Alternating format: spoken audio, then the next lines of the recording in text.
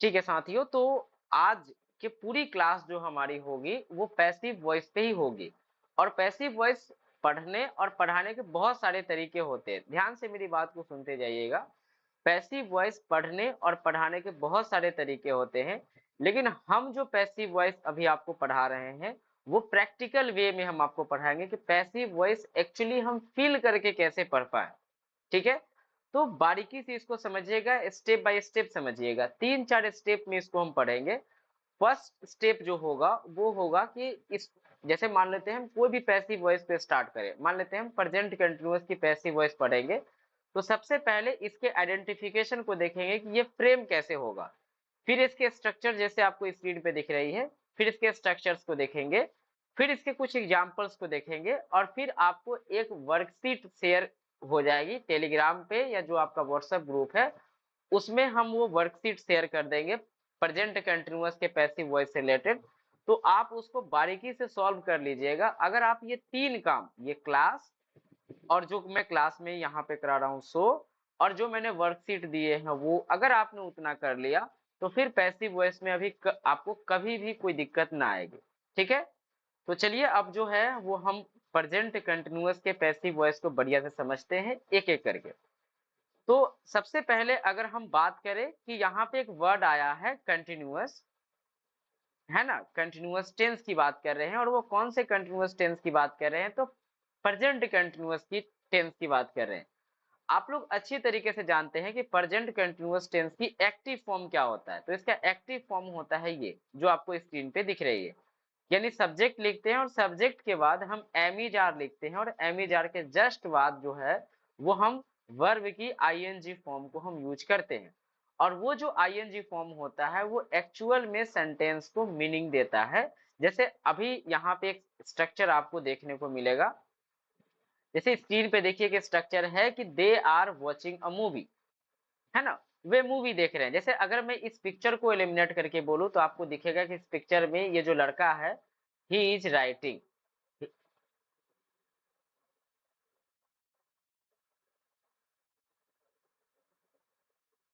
ध्यान से सुनिए, अगर मैं इस पिक्चर को एलिमिनेट करके आपसे पूछूं कि इस पिक्चर में ये लड़का क्या कर रहा है, तो आप कहेंगे ही इज राइटिंग। लेकिन अगर मैं आपसे पूछूं कि क्या लिख रहा है, तो आप कह सकते हैं कि he is writing a letter. तो हम ये जो फॉर्मेट हुआ ये हमारा कौन सा फॉर्मेट हुआ, ये एक्टिव वॉइस का फॉर्मेट हुआ, क्योंकि हम इस लड़का के बारे में इंफॉर्मेशन दे रहे हैं कि ये लड़का इस समय क्या कर रहा है, तो he is writing a letter. लेकिन अगर हम इसको पैसिव वॉइस में बोलने का प्रयास करें कि पैसिव फॉर्म में, यानी कि हम डूअर को इंपॉर्टेंस ना दे करके हम इस लड़कों को उस ऑब्जेक्ट को इंपॉर्टेंस दे कि कौन सा काम हो रहा है, तो फिर हम उसको पैसिव वॉइस में बनाएंगे। तो उसका जो हमारा स्ट्रक्चर हो जाएगा वो ये हो जाएगा। ठीक है, यानी कि ऑब्जेक्ट लिखेंगे, ऑब्जेक्ट के जस्ट बाद एमीजार लिखेंगे, और फिर बिंग लिखेंगे, फिर थर्ड फॉर्म लिखेंगे, फिर बाई प्लस हम ऑब्जेक्ट को लिखेंगे। ये स्ट्रक्चरल अंडरस्टैंडिंग हुआ। लेकिन मैं ये पढ़ाने का तरीका मैं बिल्कुल नहीं मानता कि इस तरीके से आप पैसिव वॉइस पढ़े, और मैं पढ़ाना भी नहीं चाहता। लेकिन मैं पहले वो चीजें मैंने आपको बताया वो जो एक्चुअली किताबों में लिखी हुई रहती है, वो टीचर आपको पढ़ाते हैं। अब हम आते हैं हम अपने तरीके पे। हमने आपको कहा कि हम जो सीख रहे हैं वो सीख रहे हैं प्रेजेंट कंटिन्यूअस की एक्टिव फॉर्म, पैसिव फॉर्म सीख रहे हैं। क्या सीख रहे हैं, आप कहेंगे प्रेजेंट कंटिन्यूअस जो हमारा टेंस है इसका हम पैसिव फॉर्म को सीख रहे हैं। लेकिन सबसे पहले आप देखिए कि एक्टिव फॉर्म क्या है। तो आपने देखा कि एक्टिव फॉर्म है सब्जेक्ट, सब्जेक्ट के जस्ट बाद चूंकि प्रेजेंट है इसीलिए आपने कहा वहां पे एमीजार, और फिर आपने वर्ब की आईएनजी फॉर्म में यूज किया, और फिर आपने ऑब्जेक्ट किया। हम आपको ये कह रहे हैं कि अगर मान लो कि कोई भी पैसिव फॉर्म बोलोगे तो ये ऑब्जेक्ट को आपको क्या करना है कि आपको पहले बोलना है।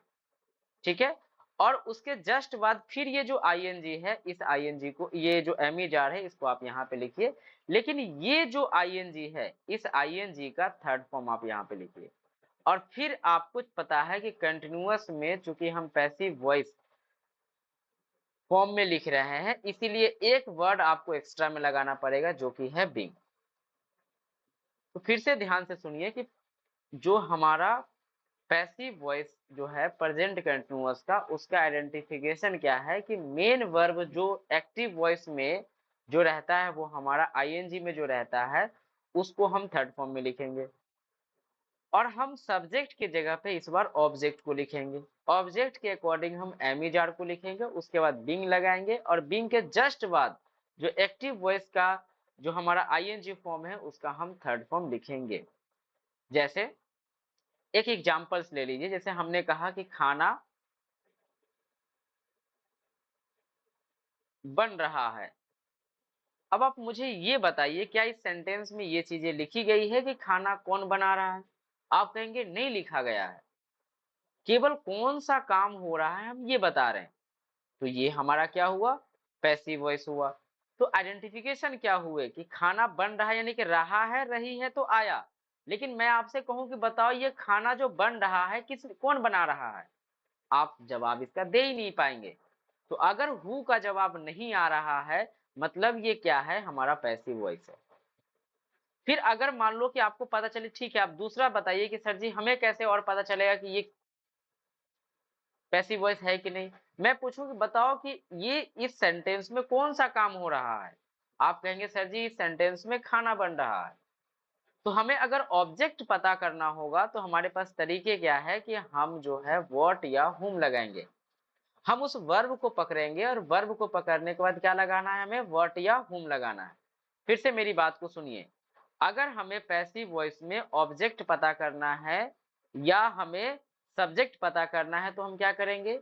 अगर हमें ऑब्जेक्ट की आइडेंटिफिकेशन करनी है तो हम हमेशा क्या करेंगे? व्हाट लगाएंगे या हुम लगाएंगे। व्हाट लगाएंगे तो हमें पता चलेगा वस्तु के बारे में, यानी थिंग्स के बारे में। लेकिन जब हम हुम लगाएंगे तो हमें किसके बारे में पता चलेगा? पर्सन के बारे में पता चलेगा। किसके बारे में पता चलेगा क्या बताना? पर्सन के बारे में। एक बार टाइप करना तो किसके बारे में पता चलेगा? व्हाट और हुम से किसके बारे में पता चलेगा? एक बार टाइप करना तो जल्दी से, जल्दी से टाइप करना। ये कौन कॉल कर रहा है? प्रॉपर लिखना, व्हाट के साथ क्या पता चलेगा, थिंग्स के बाद क्या पता चलेगा, एक बार प्रॉपर लिखना। तो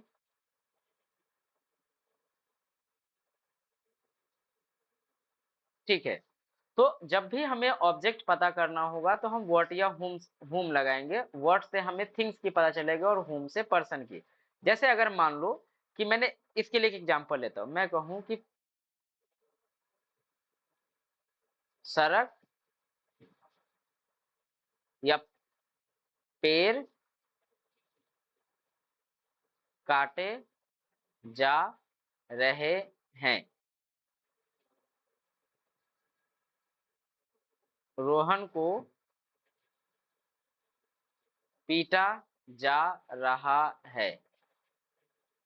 अब आप मुझे बताओ कि ये पीटना का इंग्लिश क्या होता है? बीट। आप मुझे बताइए पीटना का इंग्लिश क्या होता है? बीट। पेड़ काटना के लिए क्या होता है? कट। अगर मैं आपसे ये पूछूं बताइए कि इस सेंटेंस में पेड़ कौन काट रहा है, इसका जवाब है? आप कहेंगे नहीं है। लेकिन मैं आपसे पूछूं बताओ कि इस सेंटेंस में किसको, क्या चीज की कटाई हो रही है, तो आप कहेंगे सर पेड़ की कटाई हो रही है। मैं पूछूं बताओ कि किसको पीटा जा रहा है, हुम मतलब क्या होता है? किसको,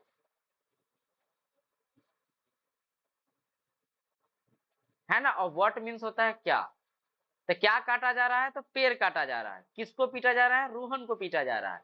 तो ये रोहन और पेड़ जो हुआ वो हमारा हुआ ऑब्जेक्ट।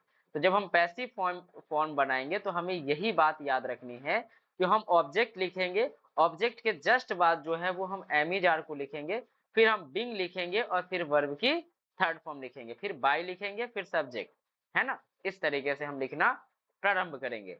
एक बार आप एक सेंटेंस में आपको स्क्रीन पे देता हूं, जैसे कुछ एग्जांपल्स देख लीजिए। यहाँ पे लिखा हुआ है कि he is writing a letter. इसकी हिंदी क्या हुआ? कि वह पत्र लिख रहा है। जब हम इसको पैसिव फॉर्म में बताएंगे तो मुझे बताओ कि वह पत्र लिख रहा है, वह क्या लिख रहा है? तो आप कहेंगे सर जी पत्र लिख रहा है। तो हमारा ऑब्जेक्ट क्या हुआ? पत्र। तो हम जब लिखेंगे तो हमारा स्ट्रक्चर पता है कि हम क्या करते हैं? ऑब्जेक्ट लिखते हैं, ऑब्जेक्ट के जस्ट बाद हम एमिजार को करते हैं, फिर हम बिंग लिखते हैं, और बिंग के जस्ट बाद जो मेन वर्ब है उसका हम थर्ड फॉर्म लिखते हैं। तो हमने क्या लिख रहा है, तो पत्र लिख रहा है, तो अ लेटर हुआ हमारा ऑब्जेक्ट। फिर उसके बाद एमी जार में से अ लेटर के अकॉर्डिंग क्या आएगा, इज। फिर बिंग लगाना है। फिर राइट का ये जो राइटिंग है इसका थर्ड फॉर्म क्या है, रिटर्न बाई। और ये याद रखना है कि बाई क्या है, प्रेपोजिशन है।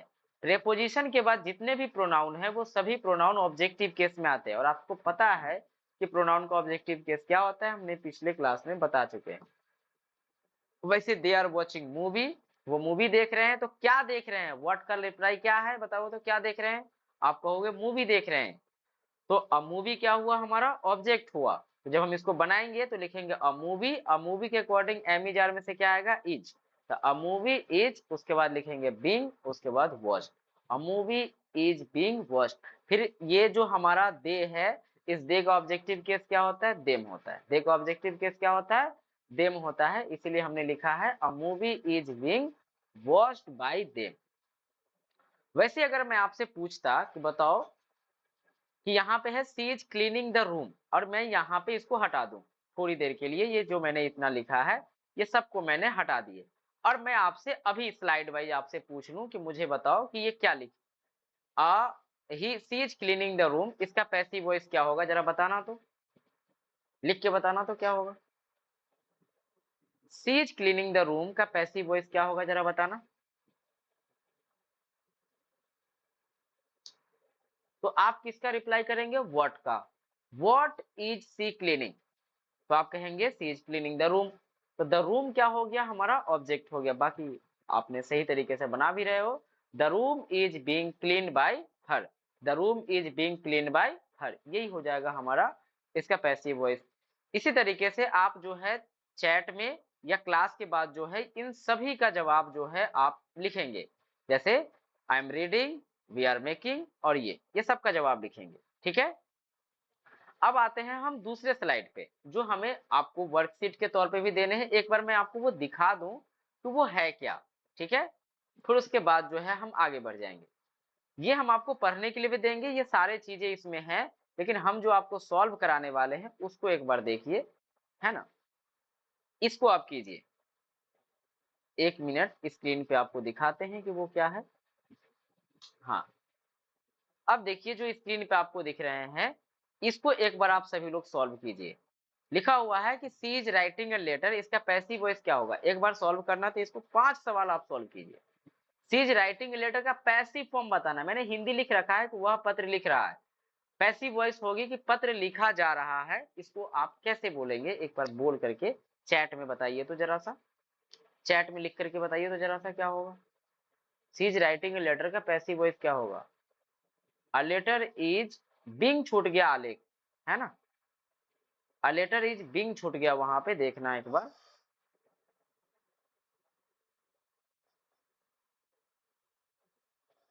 तो a letter is being written by him, या अगर ही है तो हिम हो जाएगा, सी रहता तो हर हो जाता। एक बार अब मैं दूसरा सवाल करता हूं, ये जवाब देना कि वी आर मेकिंग केक, इसका जवाब दीजिए तो एक बार क्या होगा। वी आर मेकिंग केक, इसका जवाब क्या होगा।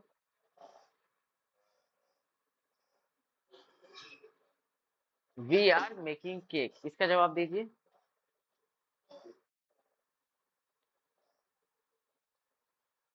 तो अ cake is being made, very good, a cake is being made, क्या जवाब दे रहे हैं आप दे रहे हैं कि सर जी इसका जवाब हो जाएगा अ केक, क्या बना रहे हैं, तो केक बना रहे हैं, तो अ केक इज बीइंग मेड। और हमारे द्वारा तो बाई अस हम लिख सकते हैं, क्योंकि वी का ऑब्जेक्टिव केस क्या होता है, अस होता है। तो अ cake is being made by us. अब ये सारे सवाल मैं टेलीग्राम पे या व्हाट्सएप ग्रुप पे, जो पेड क्लास वाले बच्चे हैं व्हाट्सएप ग्रुप में हम इसको भेज देंगे।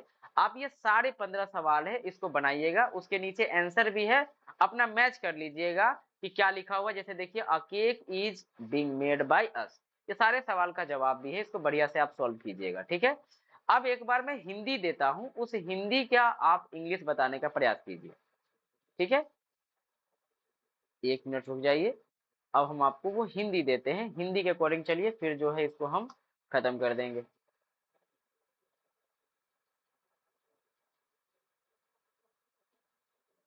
अच्छा, हिंदी इसमें नहीं है, हिंदी दूसरे स्लाइड में आएंगे तो उसको देखेंगे। एक बार मुझे फिर से बताइए, क्या आप सभी इस बात को समझ पाए कि पैसिव वॉइस में हम क्या पढ़ते हैं? जल्दी से बताइए।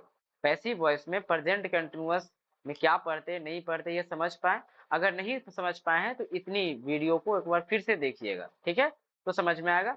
फिर जो है वो हम आपको दूसरे सेक्शन में जो है वो प्रेजेंट कंटीन्यूअस के बाद जो हमारा आता है पास्ट कंटीन्यूअस, वो बताएंगे, ठीक है? चलिए ठीक है, फिर इससे रिलेटेड सवाल भी आप सॉल्व कीजिए। चलिए, धन्यवाद।